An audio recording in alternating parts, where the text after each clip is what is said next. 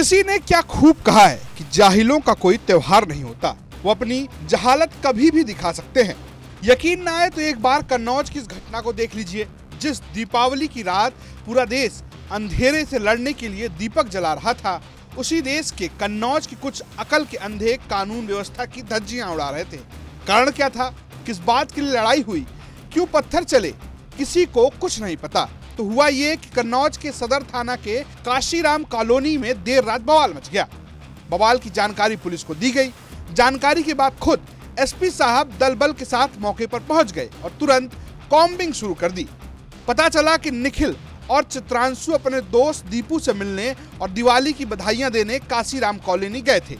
वहीं किसी बात को लेकर उनकी बहस फैजी नाम के युवक से हो गई। आरोप यह है कि फैजी अपने 15-20 साथियों को बुलाकर लाया और वहां मौजूद निखिल और उसके दोस्तों को बुरी तरीके से पीट दिया। कुल्हाड़ी समेत रॉड और पत्थरों से भी मारा गया। घटना को अंजाम देने के बाद वे फरार हो गए। क्या नाम है आपका? निखिल मिश्रा। निखिल, किसने मारपीट किया आपके साथ, क्या हुआ था? हम दीपावली मिलने गए थे, उसी ने फैजी और उसके साथ में सद्दाम और कुल थे रिजवान वगैरह, कम से कम कुछ नहीं तो 20 से 25 लोग थे। तो जैसे हम लोग निकल के आए और पिछली बातों को लेकर या कोई भी मतलब मन में अटनत हो उनके, उन लोगों ने जो है फैजी और एक लड़के ने जो है मेरे सर पे जो है मार दिया। अच्छा, किस बात को लेकर आपसे मारपीट हुई है? अब ये तो वही जान सकते, कोई मन में द्वेष भावना लेके पैदा हुए वे। हमारी तो कोई उनसे दुश्मनी है नहीं। हम तो मिलने गए थे, दीपावली की शुभकामनाएं देने गए थे अपने मित्र को। दीपू कॉलोनी में? जी। वहीं पे मारपीट हुई है?